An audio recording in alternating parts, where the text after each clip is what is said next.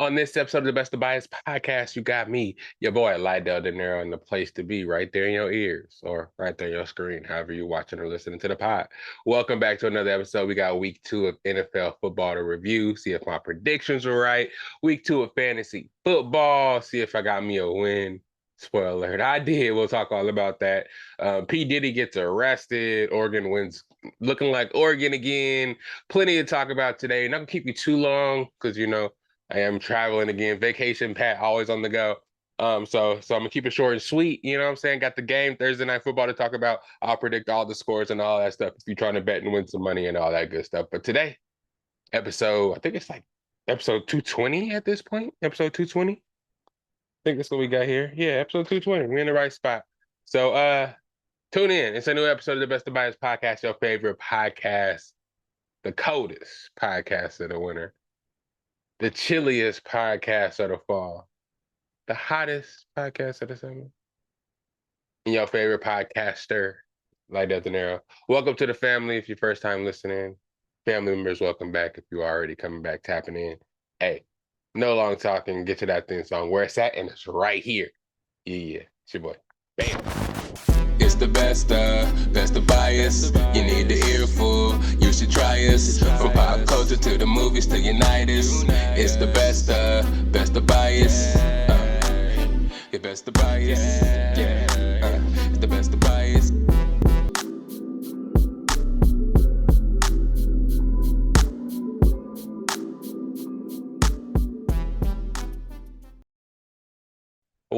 What's up, everybody? It's the Best of Bias Podcast. You guys are in the place to be. Welcome.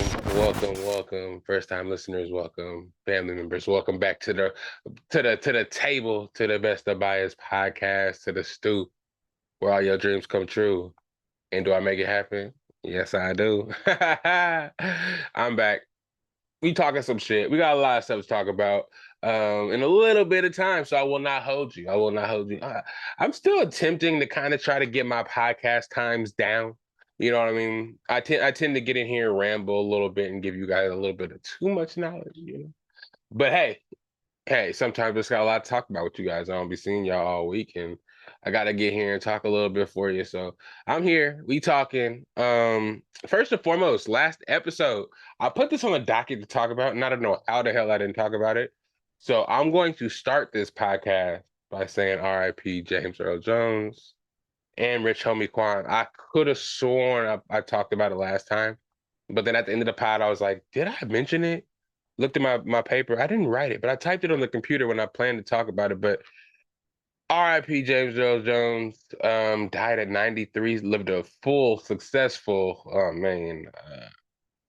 incredible life, something to look up to. I mean, any field of life, you're an actor, just a person in general, all around great person from what I hear. I don't know him personally, obviously, but all the movies I seen him in, he played roles that personally I look up to, and are some of my favorite movies, the Darth Vaders of the world, even though he didn't get to play Darth Vader outside the mask, but he was the voice of Darth Vader, Mufasa in The Lion King. Grew up watching that.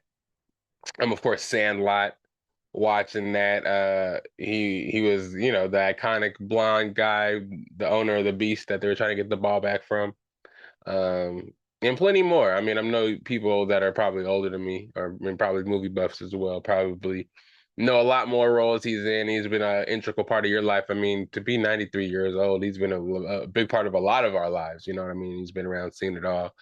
And I'm thankful to have seen and experienced some of the films that he took a part of. And rest in peace, sir. And I am so sorry for not mentioning it last episode. Prayers out to the families and everything. And also Rich Homie Quan. Oh my gosh, the Rich Gang days with him and Young Thug back in college, they got me through a hard time, man. Rich Homie Quan, he was, after the breakup from Rich Gang, he was quiet for a little bit, low for a little bit, but you know what I mean? It's a thing in hip hop and music, I guess, to stardom in general. Like, if you're not super hot, relevant, popping at the time, people kind of forget about you and kind of throw you to the wayside and don't really give you your flowers while you're here. And you see a lot of the times now too, people kind of getting their flowers after they gone. So for Rich Homie Quan, he passed so soon, 34 years old, go out the way he did. I wouldn't say go out, just passing the way he did. It to be so public, them leaking that phone call of his girlfriend calling, um, reporting him passed or him not being responsive, to the TMZ leaking the call, to girls posting online kind of hinting at a secret relationship while the family is mourning. It's a crazy world out there, especially being a celebrity. It's just nothing is private. Also, I don't know. Yeah, and I thought he was also, a lot of people were saying he was just getting his career back on track and about to come out with some hits and stuff, man. From the lifestyles to the oohs to the walkthroughs. He had hits, man. Hits that radio hits that were, I don't know exactly what years they were, but they're really recent. But like critical years of my life, his songs were staples. Ooh, I remember being at if you guys are familiar with Chico, being at the being at the Bear and seeing that. No, it wasn't the Bear, it was Riley, seeing that video playing on the video screens on a Thursday during Power Hour, 50 Cent drinks. Bruh, every time that song came on doing the dance, man. Rich Homie Quan, R.I.P. my guy. R.I.P. R.I.P. Wow, I don't know why I said that. R.I.P. my guy. That is very tragic. A lot of our, celebrities, a lot of our people that we look up to are just passing at early ages. Well, not in the James Earl Jones side of things, but it's like, man, you never know when it's your time, so just reach out to your loved ones. You never know if one of them, needs to hear your voice on a whole nother mental health type of note. But at the same time, you never know how long you have, you know what I'm saying? To tell somebody something you may have wanted to tell them, or, to mend a relationship you may have right now that's out of whack, or, just to just show love in general. You know what I'm saying? This world right now is full of hate and division. Need more love in the world, and it's always a good thing to reach out and make sure you're able to speak to somebody you love, speak to somebody you haven't talked to in a while, to let them know you love them, let them know you appreciate them, let them know that they matter, they care before it's too late. Not to be somber or anything, but damn, you know what I'm saying? People are just passing away, dropping like flies. I don't want to say it like that because it makes it seem like the lives are dropping and like they're meaningless. But no, man, and it's not all one thing. It's just a whole bunch of different things. Again, I advise everybody out there to go to the doctor, get checked up, because you never know, man. Heart, internal stuff. You never know when you need to get checked up or something is off. You may be feeling 100% and something just out of blue may happen, and it could have been saved by you going to get a checkup. Where am I going? I'm sorry, but I'm just saying, I'm saying I feel like this needs to be said. A lot of us out here are just kind of just living on a prayer, letting Jesus take the wheel, but it's good to know sometimes as well. But also, yeah, not to get too far off the Rich Homie Quan subject or get too far off the RIPs. RIP James Earl Jones, Rich Homie Quan. And I apologize for not mentioning it last week when I was potting, when it was really when everybody was talking about it. But nevertheless, it doesn't matter when I mention it, just the blessings are going to go out nonetheless, But anyways, get off the somber stuff and all the negative stuff. I hope everybody's doing okay today. You know what I'm saying? I do care about your mental health, you know, not just for publicity, not just because it's the hype thing to do right now. I do feel like, you know, people need to hear it. People need to hear it. You know what I'm saying? It may not be the cool thing, it may not be the hip thing, it may not be the happening thing right now, but just, you know what I'm saying? Hope y'all doing well, and I hope you guys are, ready for what I got to say, because NFL football is back, baby. Let's take it up a notch. You know what I'm saying? Week 2 is in the books. Fantasy is in the books. You know what I'm saying? I'm feeling a lot better about fantasy this week, just because you like that transition, though, right? Transition right into the shits. Just because I'm 1-1 now, it's kind of feeling a little somber, especially after Thursday's game. I think it was Miami versus the Bills, I believe. And I was playing against A-Chain, and A-Chain put up 29 points after I just got smacked last week in fantasy. So I thought it was kind of over for me. I was going to start off 0-2 and try to get it out the mud this season, but luckily this week I turned it around. Let's talk about it. If you guys don't know, each week I do a review of the fantasy Best of Bias Football Fantasy League Invitational 2024. That's my personal fantasy football league. I started in honor of the pod and some of the shit that we do and talk about in the pod. A lot of the homies are there, 12 of the homies, and it's a yearly thing. We do it yearly. $100 buy-in is the buy-in this year. Last couple of years, we did $100 buy-in. So it's $1,100 or $1,200 pot, excuse me. $900. We'll do the math later. You guys already know. But it's getting live. Last week, I went over the standings, and not the standings, but uh who won and who won and who lost, blah blah blah. But we are in week 2 now. I'm feeling a little better about my team. My guys showed out, and I'll go over the scores. Guys, if you're listening, again, feel free to tune in anytime if you want to talk your shit from winning. If you're in first place, Yancey, I think you're in first place right now. If you want to talk your shit, come on the pod and do that. If you want to send in a voice note, I'll actually be able to play it on the pod or something, let people know how you feel. But again, the potters want to see your faces. You feel me? But anyways, I did win. Me versus Derek. You guys know Derek got there. He'd be talking all that shit in fantasy football after he scored that 29 points with A-Chain. First of all, I don't understand what they was doing with A-Chain. A-Chain was not supposed to play. He was supposed to have a hurt ankle. He could have just took it easy and not played. But he decided to go out there and just show off. They gave him like 20,000 carries first and foremost, and then 26 catches. And then Tua, well, we'll get into that when the game, we talk about the games, but him going out as well caused A-Chain to get a whole bunch of carries. So again, after that game, I was really discouraged. But my team ended up performing really well. As we'll get to the NFL discussions, a lot of the players I have in my team, Kyler Murray, Nico Collins, Rashee Rice, all did great, putting up supplemental points that helped me get over David A-Chain's 29 points that he did score. Kyler Murray was stupid, had me like 34 points. CeeDee Lamb, the Cowboys got smacked this week, so he had to kind of play his hardest to try to get the team back in it before they kind of just gave up. But he did make a play and give me a little bit of points. And then Rashee Rice being Patrick Mahomes' #1 now. I just have a stable of #1 receivers and a great quarterback with Trey McBride having my quarterback and tight end stacked that way. I'm trying to ride on that. I'm trying to ride on that success. Pause. Ride on that success. But it's like, my running backs aren't really strong right now. I do believe in Rachaad White. That's my homie. You already know from the Buccaneers running back. I like how he plays. Every year I try to grab him just because he's really he's kind of a cheat code in PPR. He gets a lot of passes, a lot of check downs, and he gets out of there with it. He boogies, breaks tackles, and gets out of, kind of get a lot of yards, get a lot of points off that PPR. But my backup running back, I have Zach Moss, Javonte Williams. I thought Javonte Williams would do a lot better in that offense with Bo Nix. But Sean Payton is actually using a stable of running backs, McLaughlin and Estime. So it's kind of making it hard for Javonte to get a majority of the carries and the work.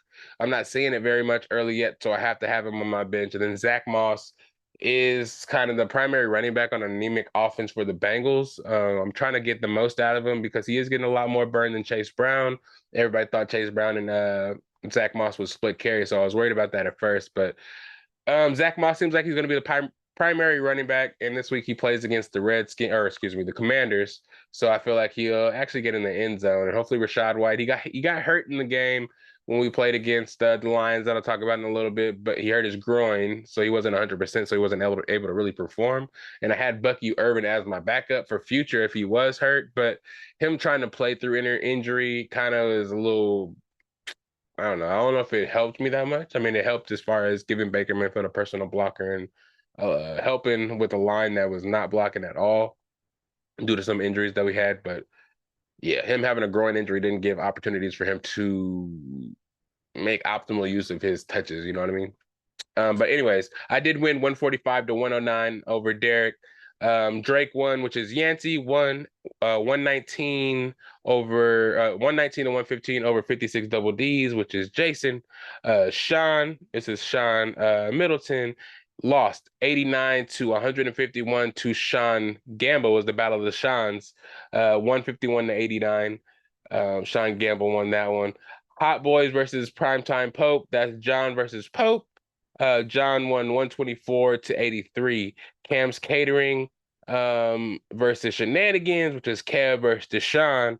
Deshaun won 138 to 95. And then K-Swag versus With Myself. K-Swag being Kyle and With Myself being Damo. Damo took that victory 136 to 131. Take that, no Diddy. Yeah, we'll get to that later.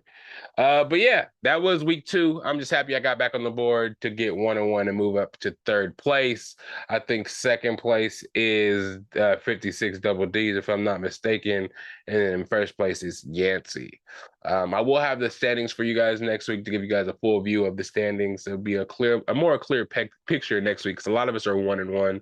I think everybody's 1-1 except for one person who is 0-2, and there's another person that's 2-0. So we have 10 teams that are 1-1. So as it clears up a little more officially next week, I'll give you guys the standings and rundowns of what's going on and shout y'all out that way. But week 3's matchup, you got me versus K-Swag.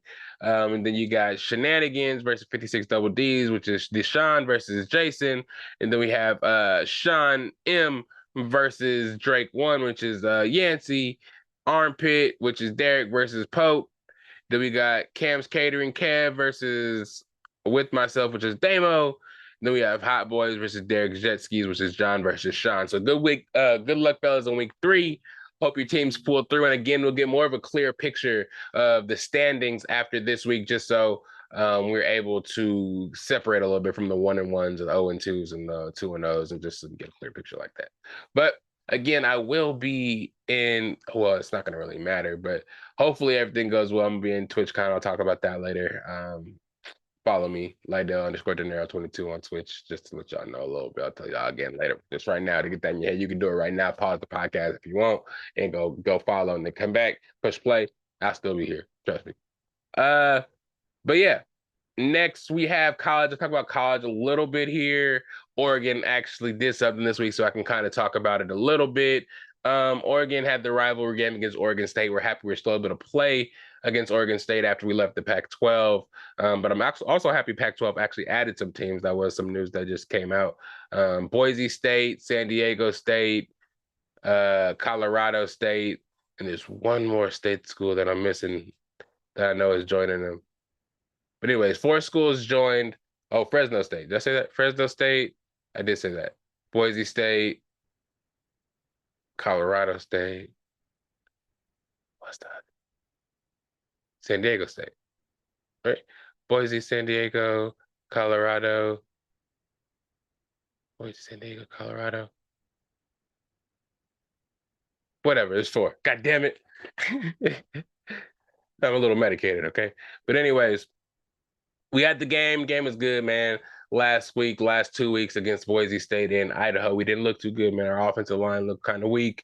We were letting teams run up and down the field on us. Boise State kept it close on us. So we didn't really show a lot. We were dropping in the standings even after wins. We started at number 3, I believe, in the season. We're number 9 now. It's just been ugly, and everybody's kind of doubting us. Everybody sees how Alabama, how Texas, how Georgia's actually doing, and saying, okay, these guys look like championship teams. Oregon just looks like a team with a whole bunch of good recruits and good uniforms, and that's how everything is going to be. But no. We showed out this week. We put up big numbers. We won 49-14. Our running game was able to move up and down the field. Jordan James, Noah Whittington were able to do their thing. Dylan Gabriel was actually able to do his thing. I think he scooted for like a 64-yard touchdown on an option play. It was really good. I think I have his stats here. Nope, I didn't get his stats, but he did, I think, throw for 2 touchdowns and he rushed for 1. Just went off. Just kind of raising back the Heisman hype and just kind of bringing us into league play, conference play, a little more confident. We won 2 games already, but we feel like we lost just because we haven't played as well. This game, we shifted around our offensive line, moved some guards to tackle, some tackles to guards to center, and some shit like that. And we're able to push people around and be a lot more tough than we were against our previous 2 teams. We play UCLA in 2 weeks. We have a bye this week, so no Oregon this week. But I'm liking what we're seeing. Everett Stewart, Tez Johnson still coming alive out there doing their thing. Big Ferg, and just all the other receivers we have that are sitting in the wakes. We're just offense is just ready to take off. Just keep competing, keep winning. That way we can keep our recruits and keep them from transferring to other schools because you know how dirty it gets. You know how sticky it gets, man. So just keep our players and keep trucking. We will be scoreboard watching. Texas and Alabama are looking crazy. Texas, especially Arch Manning out there doing crazy shit.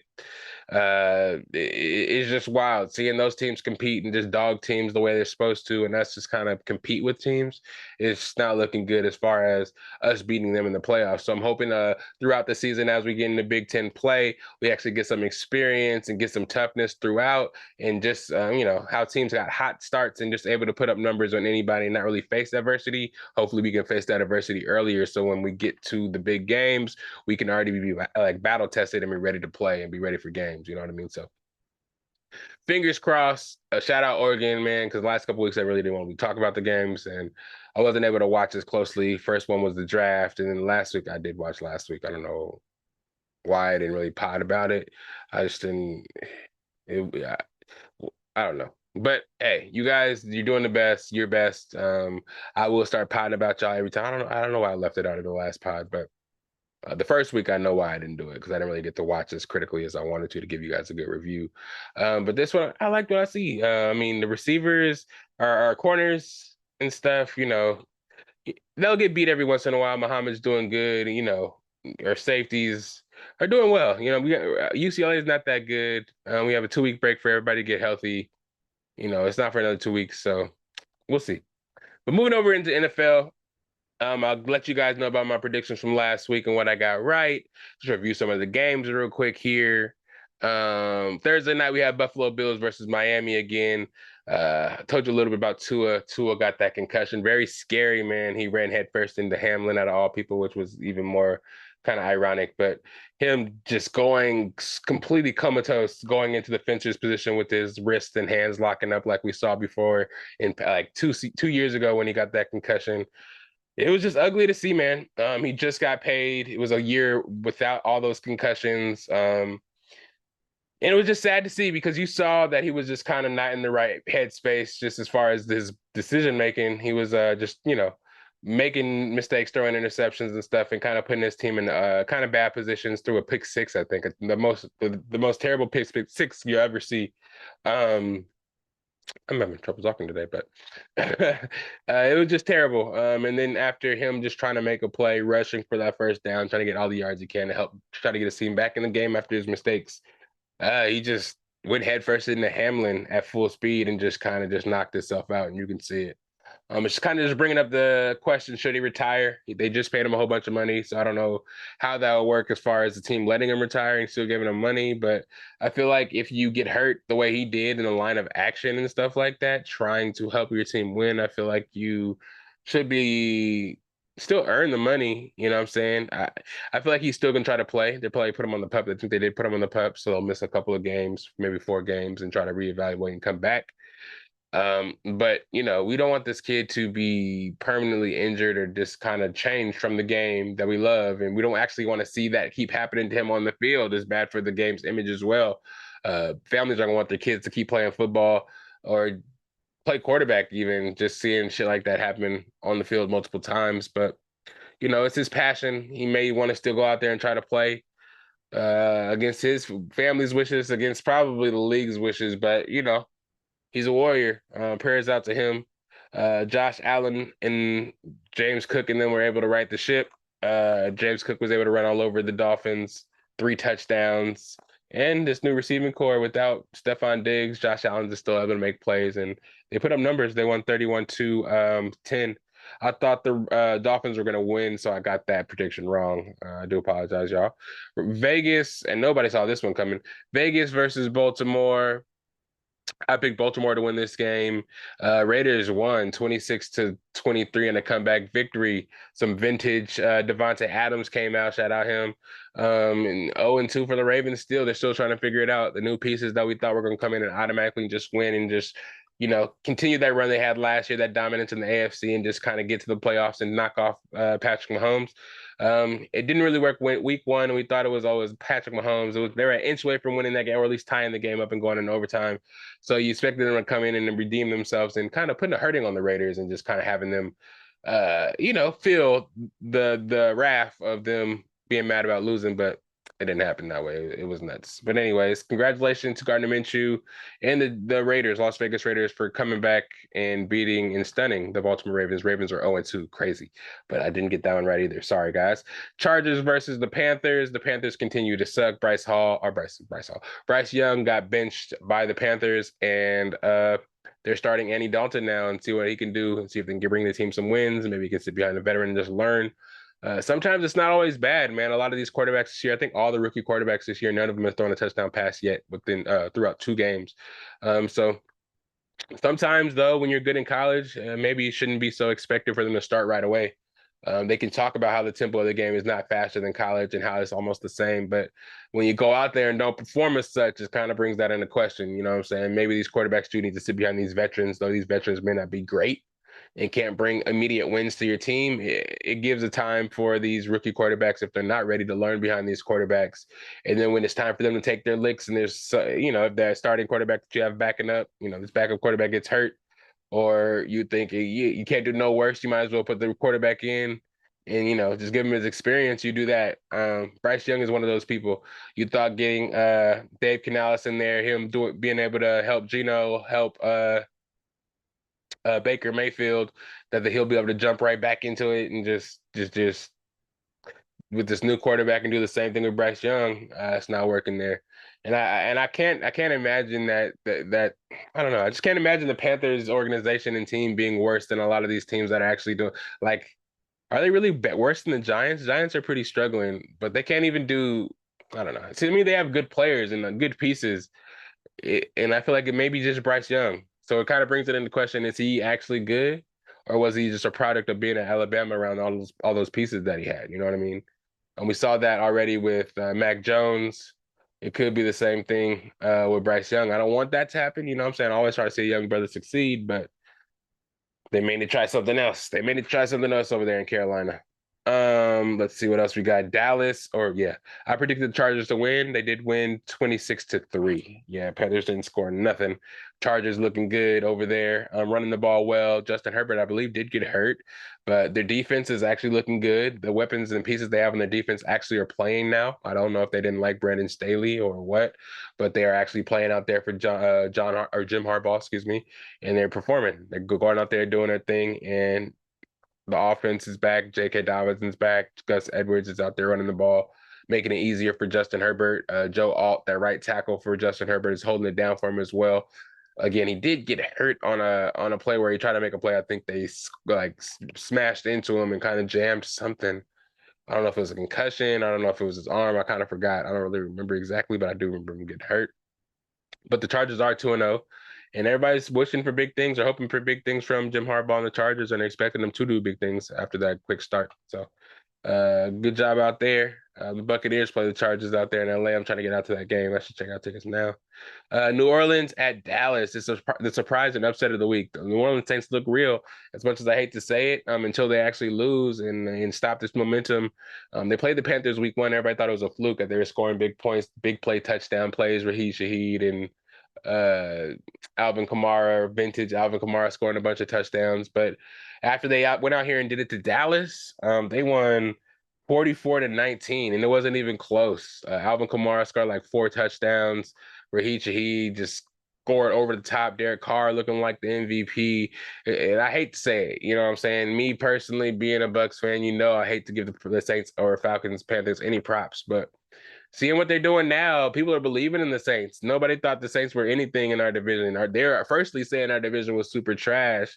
And then after having 2-0 teams and the Falcons being the team they expected to win the division, being 1-1, it's kind of turning heads now. It's interesting to see the pivot. Everybody's kind of saying, oh, the Saints are the worst team in the league, to being, okay, now they're a Super Bowl and playoff contenders. I don't know. I just feel like people try to be trendsetters sometime and try to jump on the bandwagon first so they can say they're the first to say it. But yeah, they'll be the first if they fall off the cliff. They'll be like, oh, yeah, they're the Saints. They were who we thought. Yeah.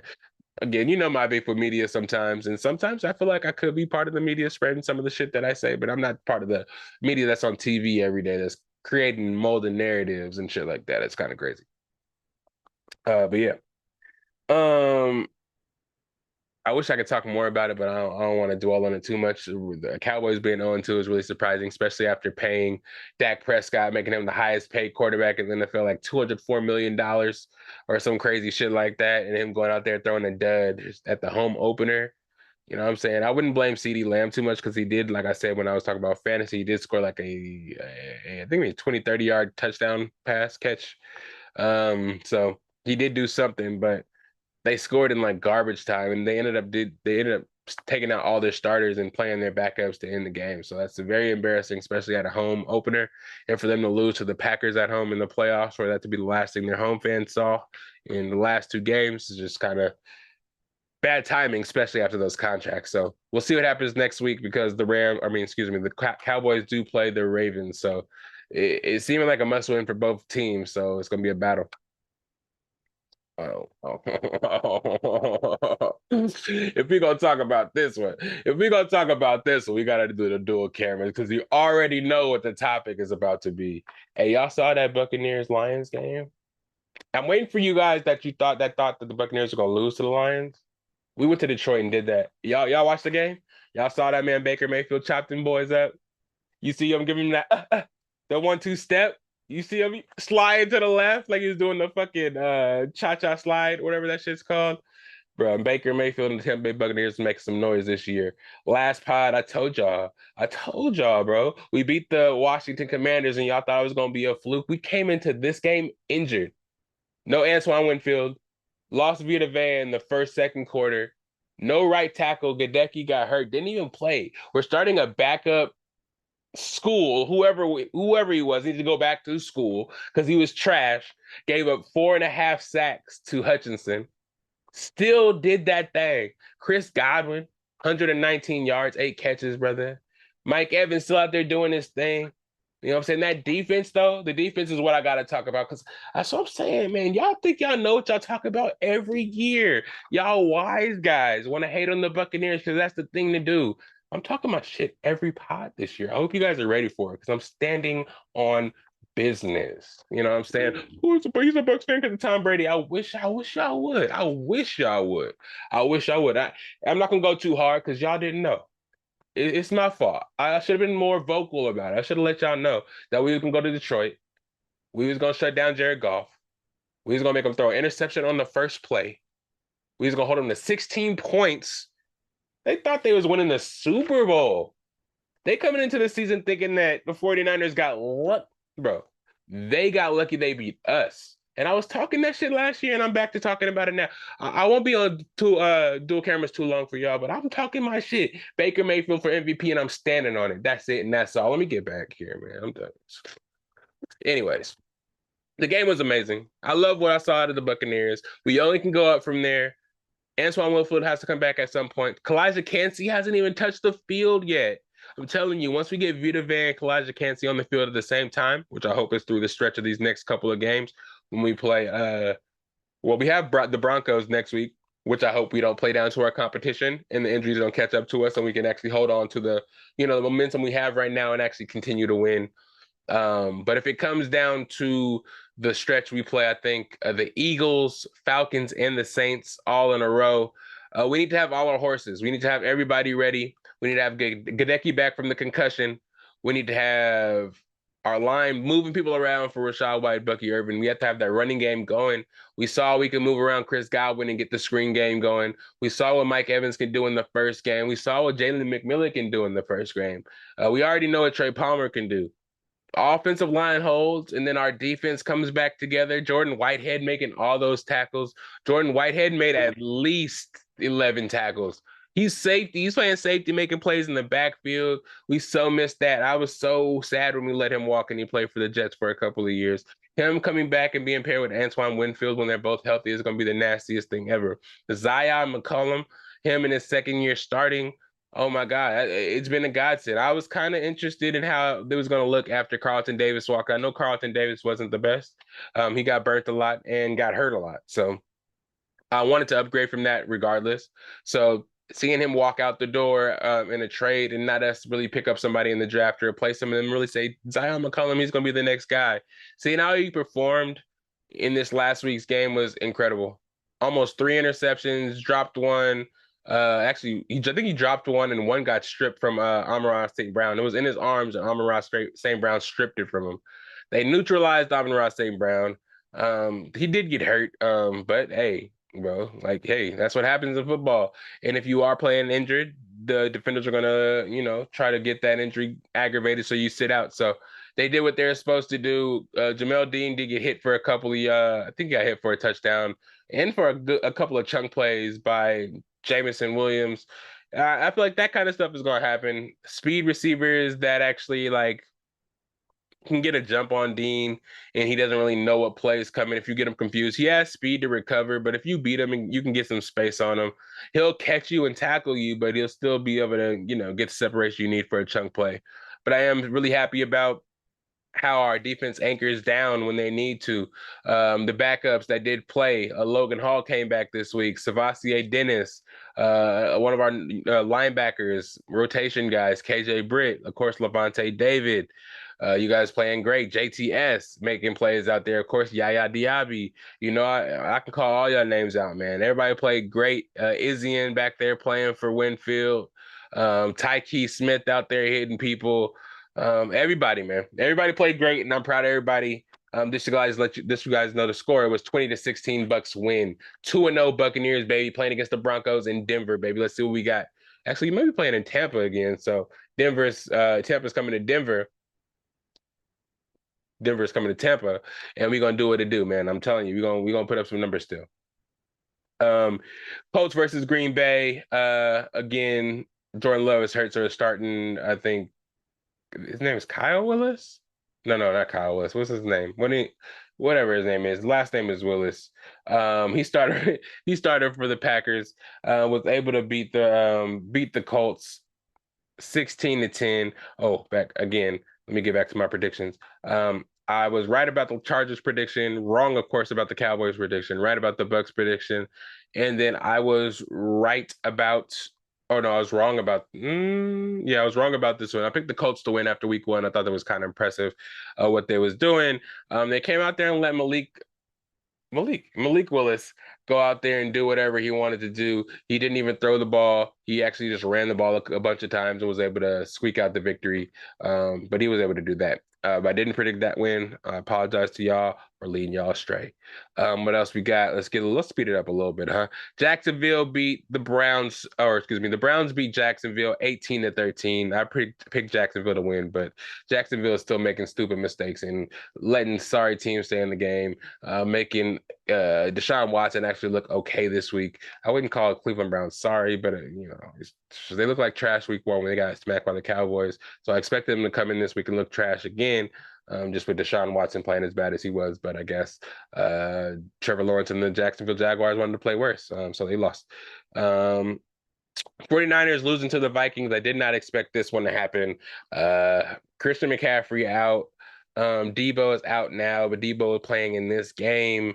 Brock Purdy wasn't able to get it done. Sam Darnold, I guess, had their number. He played on the team last year, so I guess he knew where to exploit that defense. You know what I mean? Justin Jefferson did get hurt, but he was able to get the job done, even without Justin Jefferson. Though Justin Jefferson did ball out when he was playing. He had like a 98-yard touchdown catch or some crazy shit like that. Ended the game with 117 yards and a touchdown. But they did go into I think they're in San Francisco and get that win. It was crazy. What else we got? We had the Seahawks versus New England. Seahawks beat New England 23-20. I did pick the Seahawks to win that game. The New York Jets got their first win against Tennessee. Tennessee's looking trash, and Will Levis, I don't know what's going on with that kid, but he's not looking good at all. And it's looking like Malik Willis is the guy they should have kept.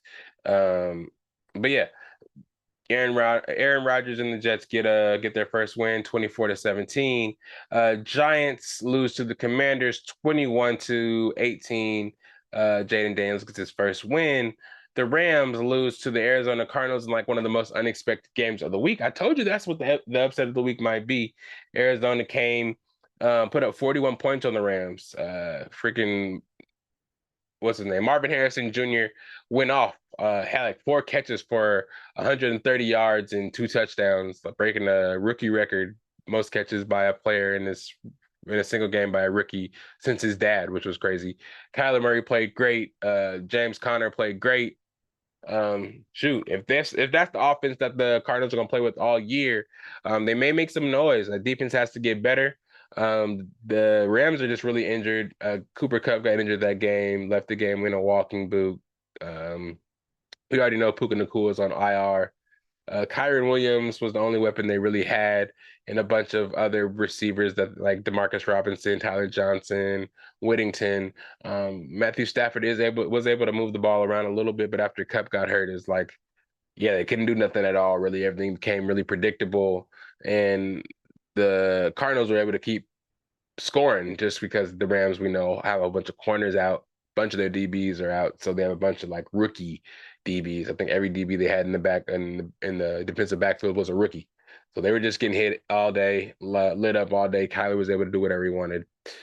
So look out for the Arizona Cardinals in the NFC West. They were able to win 41-10. I did predict that one. That was my upset of the week. Chiefs beat the Bengals 26-25.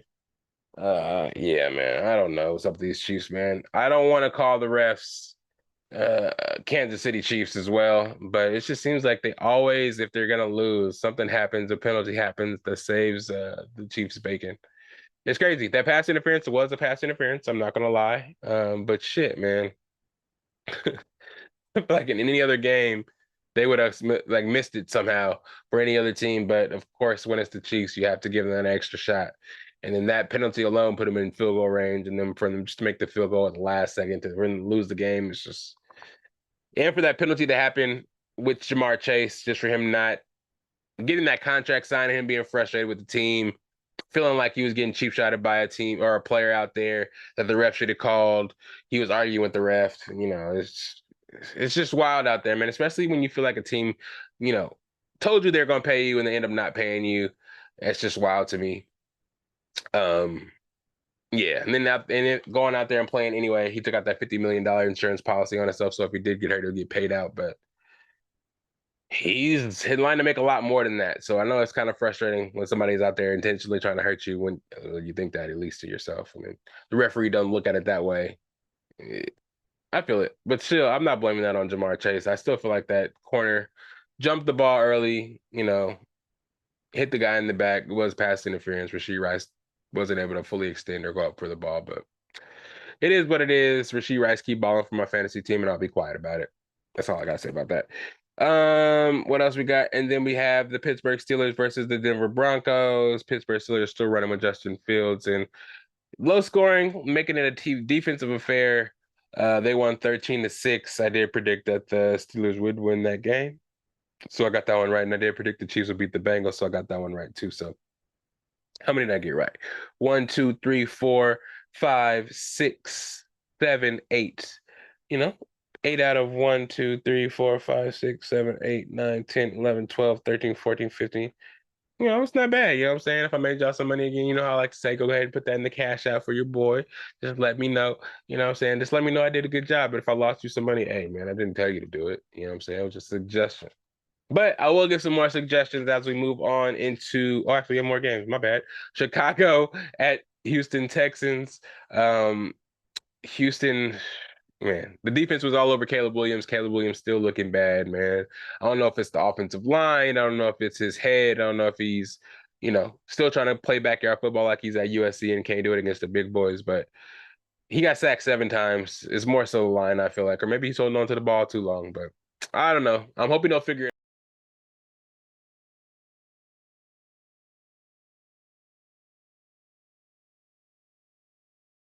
So yeah, I don't know if it's the line or it's just how the team is constructed. I don't know if it's his bad attitude, he's resistant to learning. I don't know exactly what it is for the Bears, but I just didn't really like how when CJ Stroud tried to approach Caleb Williams after the game, he wasn't really willing to listen. He was kind of resistant. I don't know.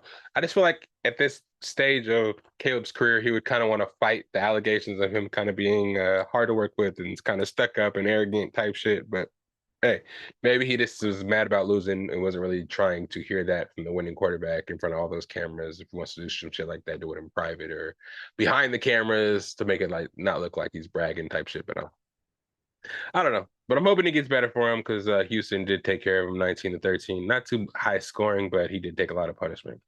And then lastly, Monday Night Football, which lost me a bet. I did go for the Houston to win that game. So I got made y'all some money on that one. But Houston, Atlanta, this one lost me some money for sure. Houston, Atlanta, Phoenix, Philadelphia, Atlanta. Excuse me. Fuck. I need to hurry up and finish this because I can't talk today. Philadelphia lost 22-21 on some bullshit. They were winning at the end of the game. Kirk Cousins and the Falcons was looking trash. The Eagles looked like they was gonna walk away with the game. Saquon was looking great. Jalen Hurts was making plays, looking great. They were doing it all without AJ Brown. And then instead of running the clock out with the with the Falcons not having any timeouts, they throw the ball. Saquon drops the ball.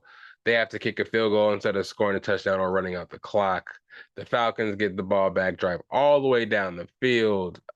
At this time, I'm thinking I want to bet because I put the under on Drake London's catches. He was at 4. I needed 6 to lose. The bet was under. I put under 5.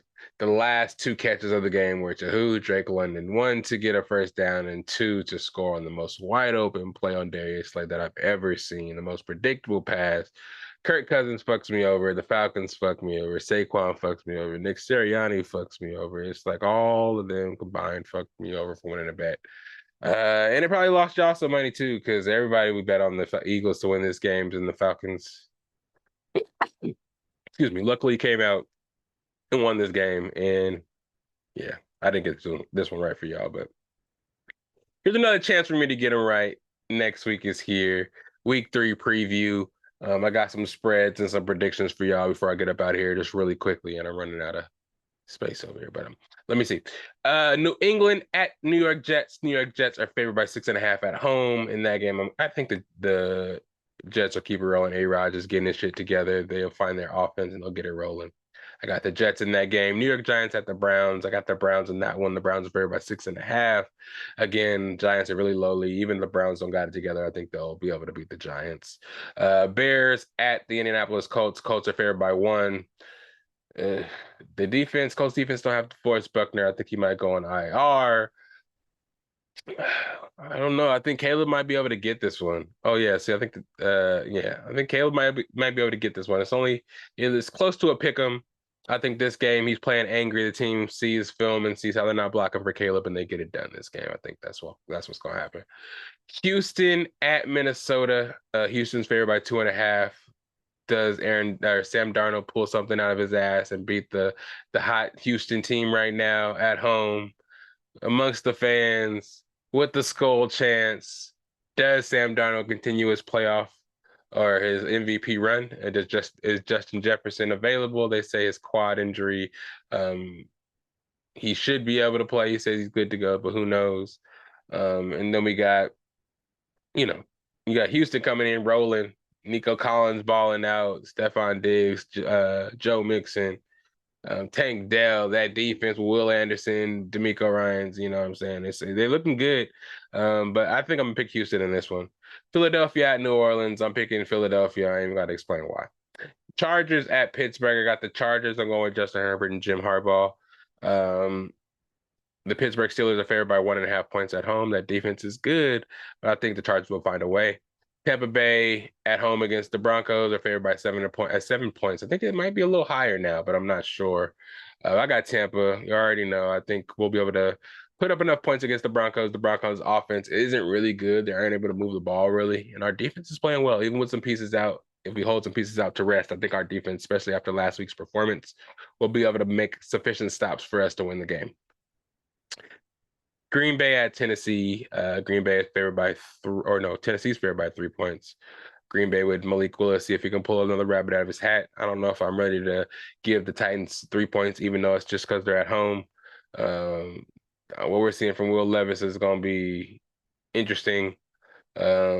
it's gonna be a revenge game for Malik Willis because the Titans did give up on him. So it'd be one game for them to go out there and perform and make him, maybe make him want to make a trade back or something. Because he ain't gonna play once Jordan Love comes back after that contract is over for Malik Willis. So it's basically an extended tryout for him anyways.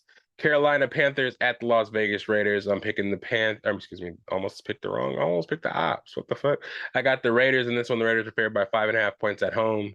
Again, we don't know what's going to look. The Panthers are going to look like with Andy Dalton behind center over Bryce Young. So we'll see. But I still got the Raiders winning that game. I think they'll be able to do the thing. Seahawks at home against Miami. They're favored by 4.5 points. It's interesting. Skyler Thomas, I think that's the quarterback name over there in Miami. Seeing him last week, yeah, doesn't really give me confidence that they're going to win the game, but they do have weapons. I mean, if he just hands off the ball, throws little dink and dunk screenplays, they have weapons to get the ball down the field. So though there's no Tua, I still have confidence that Miami could pull this game out in Seattle with the 12 out there. Arizona at home against Detroit. Detroit favored by 3 points. I mean, after last week, I think they're very susceptible to offenses that can score. After seeing what Arizona could do last week, I feel like Detroit might face a little challenge going against this Arizona Cardinal offense. What Cardinals defense is going to do against Jared Goff in that offense on the Detroit Lions, I don't know. I don't know if they'll be able to score as many points. We'll see whose defense gives in first, but I got it's going to be an upset team every week, I guess.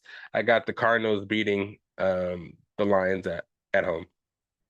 Dallas at home against the Ravens. Dallas favored by 1.5 at home. I don't know. Both teams need to win. Both 0-2. Dallas can't lose 2 games in a row at home. I don't think they can do that and live with themselves. I think the fans will riot. That'll be 3 straight home games that they lost after being like one of the top home teams in the league for the last couple of years. You know what I mean? It's crazy. In Baltimore, after the season they had last year and them coming in with this offense, like I talked about last year, they should be winning. And for them to lose 2 games already is crazy. San Francisco at the Rams. San Francisco, I feel like, are going to bounce back. I think the Rams are a little more injured than the 49ers are. The 49ers are favored by 7.5 in LA. So I do think the Rams will lose that game. Kansas City at Atlanta. I got Kansas City. No need to explain. Jaguars at the Bills. The Bills are looking way better than the Jaguars are. Until I see it from the Jaguars, I'm going to go with the Bills. 5.5 point favorite. And then lastly, you have Commanders versus the Bengals. Bengals favored by 7.5 points at home.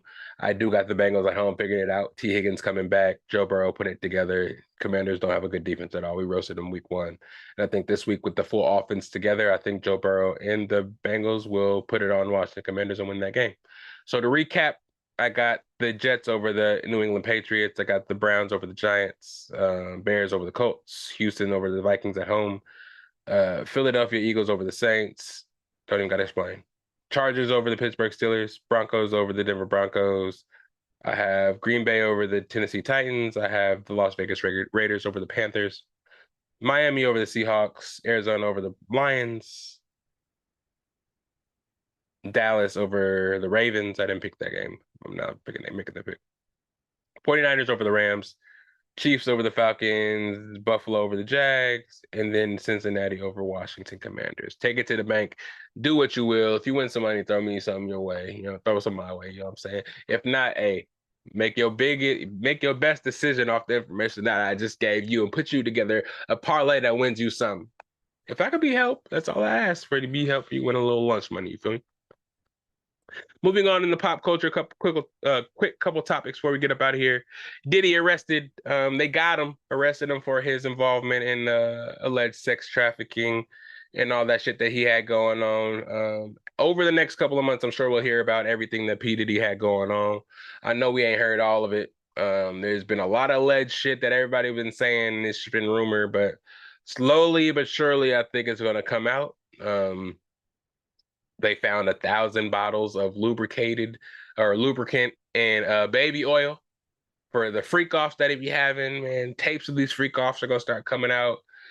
People are going to start going to jail, indicted. It's going to be crazy. It's going to be content for us to talk about. I'm sad to see another black man go to jail. But hey, man, if you're a freaky young boy, you need to, go to where you need to go. You know what I'm saying? If all the shit that's being alleged is true, then yeah.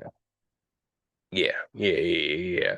We're seeing it in the news now because he's been a free man for a while now, just kind of running around vacation and seeming like nothing's gonna happen. We see him spotted out with his family, with some friends, just kind of chilling. But he did get arrested and he was denied bond or denied bail. He tried to post bail on a $50 million bail, but they said that he could not get out. So there's gonna be a lot of shit that comes out in the next couple of months. Not a lot of information happened now, but I'd be remiss if I didn't mention that amongst these election months, they'll try to distract you with the P. Diddy talks. Just pay attention to your political beliefs.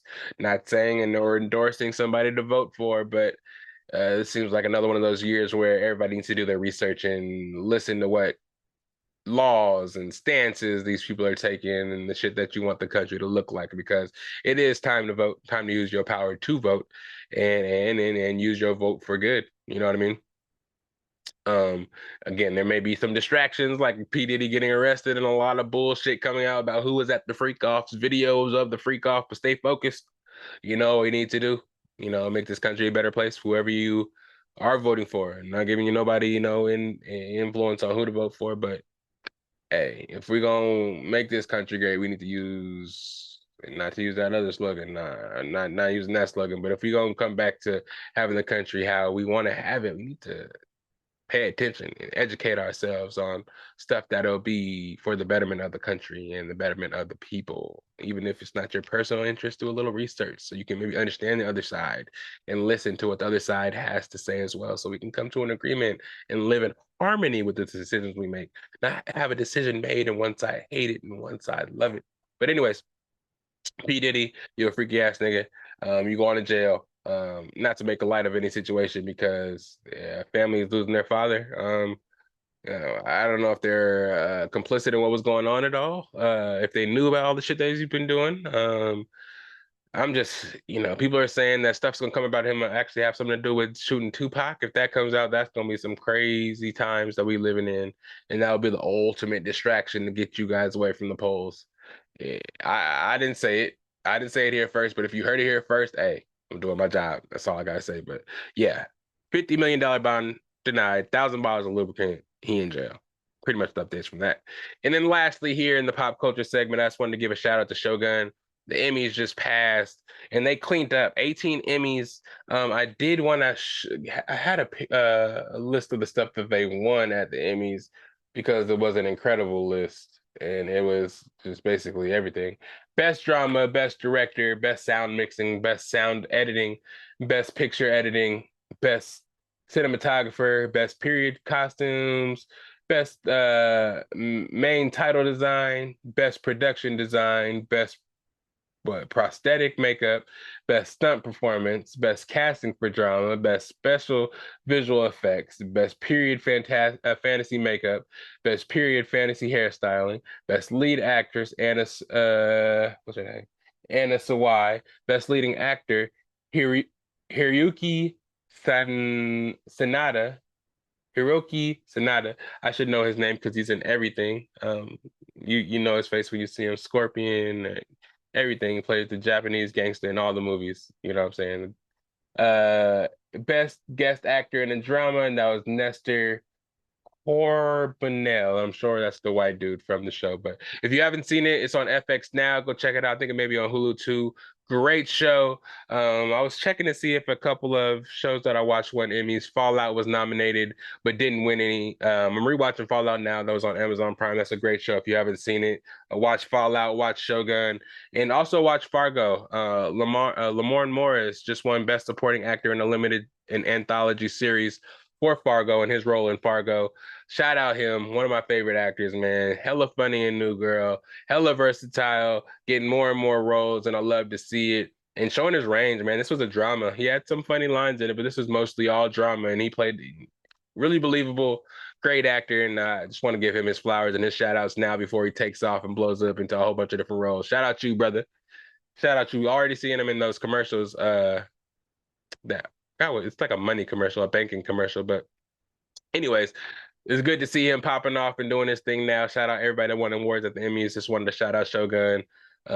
Sorry you didn't win nothing Fallout because that was a great show. And everybody there, Bear, winning everything, all the shows. I'm a big TV show guy. I would say I watch a lot more TV shows than movies, to be 100% honest. But shout out to all you guys, because I mean, you guys work really hard. There was a strike that was happening. So to get over that adversity and actually still be able to win awards and do your thing and have a bunch of shows that got people really interested and actually get to see your art and use you guys as outlets to their lives. And that's how I feel like shows are. I watch shows while I do my everyday life, working out, doing little things. So to have these shows be able to pass the time for me, get me through hard times, give me something to watch, keep me interested, and just keep me entertained and inspired.